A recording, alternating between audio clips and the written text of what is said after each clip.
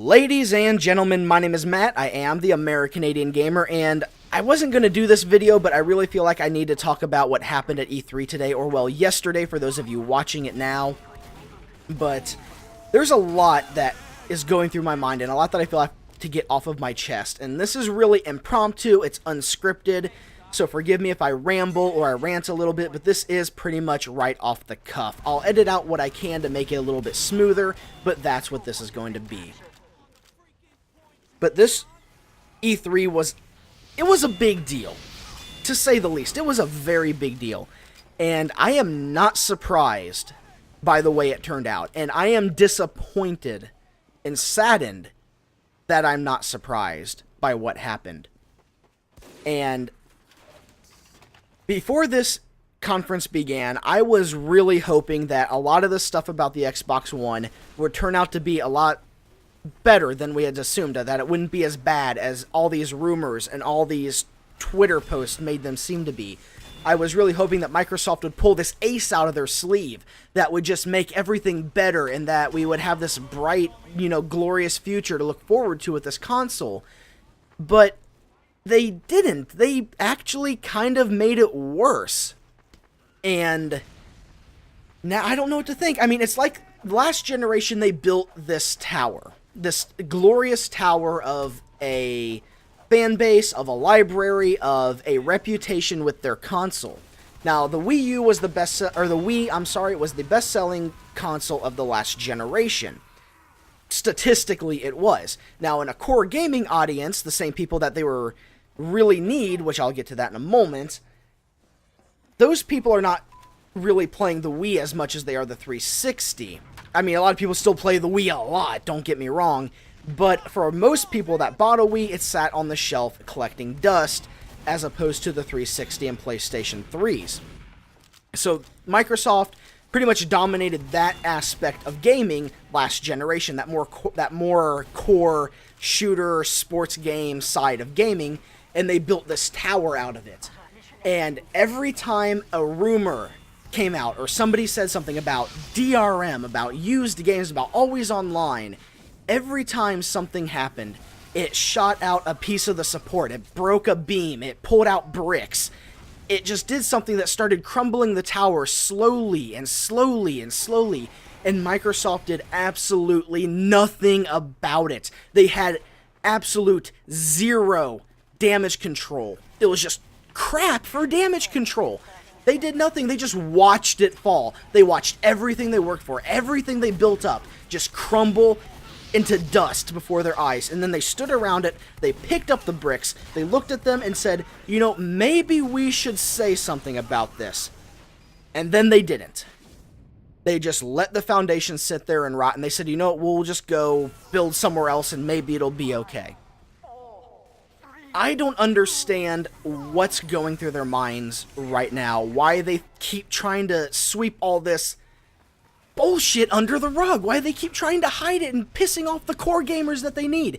They come out with this super overpriced, not overpriced, but this high-priced console, $500 US for this console, 500 euros, and it comes out to what, 660 US dollars European and 660 US dollars in British pounds, and this thing, we don't know much about it, to be honest. There's so much crap surrounding it that's just pissing off the core gamers that they need to make back the upfront cost. Because here's the thing, the people that are going to buy this console right out the gate are the really hardcore people that follow this stuff very closely, like myself and probably those of you here, people on The Escapist, on Kotaku, on Reddit. Those are the people that are really going to put out for this console first. Those are the people they need for that. The more casual gamers, the more casual users, the people that might actually buy it for TV and for movies, will buy it down the road when the kinks get worked out, when they become a bit cheaper, when there's a more steady library of games.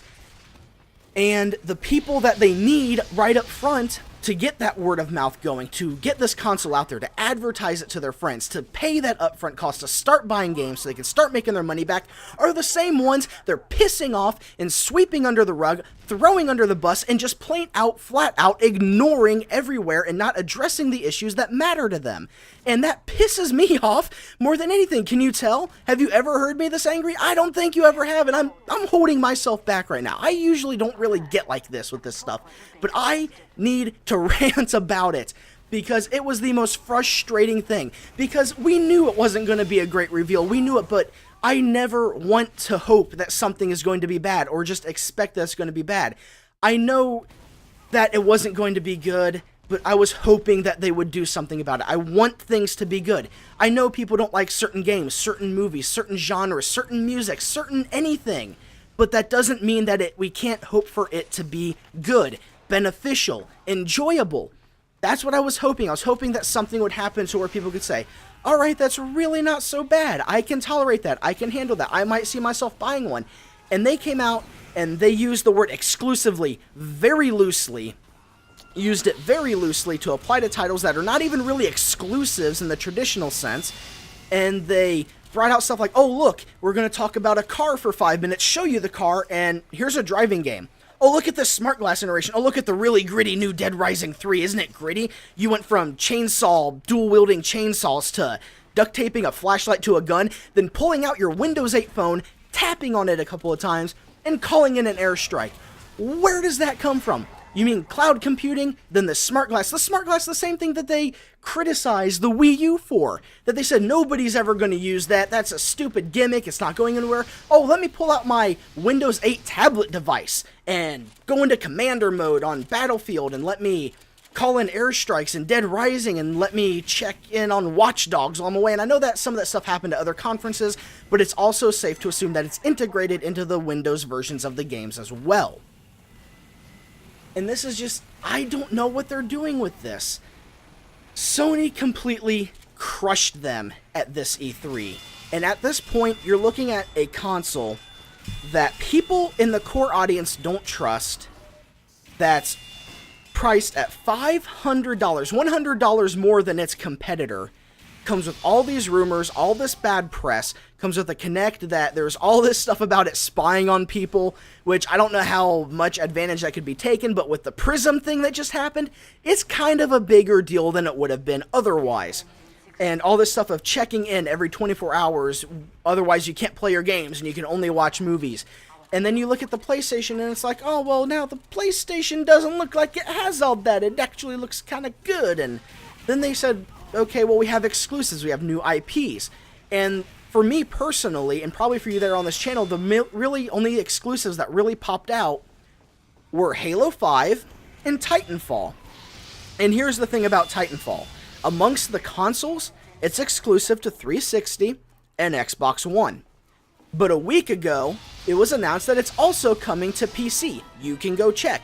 Titanfall is also coming to PC. It is not a full Xbox exclusive like they said it was. So, what does that leave really? There's Gears, there's Halo, there's a couple other little things. They showed off Metal Gear Solid, which isn't an exclusive for them. And honestly, for me, Halo isn't enough to justify a $500 console. Not with all the stuff that it comes with. I hate to say it, as much as I love Halo as a series, as much as I love the world that is enveloped around it, and I love the characters and everything about it, I don't think that's going to be enough to get me to buy an Xbox One. Right now, it's a deal. There's no way I'm buying an Xbox One. There is absolutely no way. It's launching this November. Unless they pull some major ace out of their... No, a royal flush out of their sleeve, I don't see myself buying one at all. I don't see a reason to do it. I just don't. The only games I'm looking forward to in the near future are... Well, Halo 5's not till next year. We'll learn more about it probably at next year's E3. They said 2014 for that. Then there's Destiny, which is also coming to PlayStation, and maybe in the future PC as well. There's... What else is there? There's COD Ghosts, which I'm looking forward to. That's going to be on PC. So there's really not much to kind of just pull me right to the 360, and I don't think I'm really going to be getting one. It doesn't seem like there's anything that the 360 won't do that I can't do on a PlayStation or on my PC that I currently have. So I really don't think I'm getting a Xbox One. I don't think it's going to happen. I think I'm going to move on to Sony if I'm going to get a console at all. It's $100 cheaper, and they were relishing it. If you saw the conference, I mean, Sony was just relishing it. They made it a point to say, like, you won't have to check in every 24 hours. They released a video of, like, here's how you share games with the PlayStation 4. Here, I hand you this game. Thank you. There it is. Person to person, handing the games. They made it a point to say, you can sell it at a yard sale. You can sell it to your friend. You can lend it to a friend. Or you can keep it forever. You can trade it in, buy it used. They made it a point to throw that in Microsoft's face. And I don't know if it's hubris or if it's arrogance or ignorance that has led to what's happening with Microsoft right now. But they are just digging a hole further and further and further and further. They're alienating their core audience, which leads to the exposure to the casual audience. And I don't think anything's gonna happen to bring back the core audience. You're still gonna have the fanboys. You're still gonna have the people that are like, I will only play Microsoft because of these things in my head that tell me that I am betraying my loyalty by going to PlayStation. You know, the same kind of people that are like, I won't go see the Avengers because I'm a Batman fan and I do not want to betray Batman by going and seeing the Avengers. It's like, really? Is that the thinking that goes through your head? You will not go to this other experience that will give you probably just as much enjoyment because you have this predetermined loyalty thing in your head that's just... People. Oh. But either way, Microsoft just dropped the ball. They just dropped the ball. That tower is on the ground. It's destroyed. It's being bulldozed. It's being plowed over. And Sony's building on top of it right now, and they are laughing the whole way. They could have come out. Sony just could have walked out on stage, said, hey, PlayStation 3, $399, and danced off stage. They could have moonwalked off stage, and everything would have been great. They would have won. But then they came out and said, oh, look, Final Fantasy Versus 13, a.k.a. Final Fantasy 15. Oh, look, Kingdom Hearts 3. And they won it right there. They just blew Microsoft out of the water. There is nothing Microsoft is bringing to the party now that Sony doesn't have something to match with it. So, is that a rant? Is that enough? Am I done? I think I'm done. That's pretty much all I have right now. I'm just saying that I'm disappointed. I expected more out of this E3, and it went from going, oh, Microsoft didn't do too bad. That was better than I thought too. Well, I guess Microsoft tried, and the whole time it was watching Sony's conference was just like watching a match of Mortal Kombat, and you were just watching one guy just pummel the other guy over and over and over. And then the last blow was landed when they said Kingdom Hearts 3, and then the finish him came up, and then the fatality was the price point. There is objectively nothing better about the 360 right now that justifies it over the PlayStation 4, at least in my mind. So, I'm sad. I don't like when stuff like this happens. I want things to be successful. I understand that things will fail, but I don't want to see them fail to stupid, idiotic stuff like this. People are going to lose so many jobs over this. So many things are going to happen. So many people are just going to be damaged by this. And it makes me sad. I wish it could have gone better. I wish Microsoft had handled this whole situation better. They could have helped this from the beginning. They could have done damage control right from the beginning and said, look, this is how things are. They could have been honest, straightforward, right from the beginning, given this all time to sink in, give it time to blow over, and then come into E3 going, hey, this is what we have now. But they let it sit, they let it boil, they let it build up pressure till the point where the people just couldn't stand it anymore. And when E3 came, they under-delivered, and Sony came out and just sucker punched them and just completely obliterated everything that they had. So, this might very well be Microsoft's last console. I probably will be, unless they pull something out. It will still sell. They may still do okay, and they're still going to have the 360 support there to help them out, because they said they're going to support it for another 5 years, which they're going to probably need that money to help make up for the loss of the 360 or the Xbox One by a large amount. So, we'll see what this all brings. Tomorrow I am going to be watching definitely a lot of Destiny and Titanfall. More on that probably in the next couple of days. There's a lot of that I'm looking really forward to, especially Titanfall. Titanfall. Okay, we'll talk about that later, because I could go on another, like, half hour of just amazing stuff I want to see in Titanfall.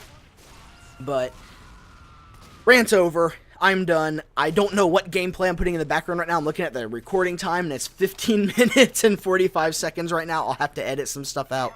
But, after all that, I guess just stay tuned for more. Stay tuned for more, everybody. So, ladies and gentlemen, as always, thank you so much for watching and listening and just tolerating my rants. My name is Matt, and I'll see you next time.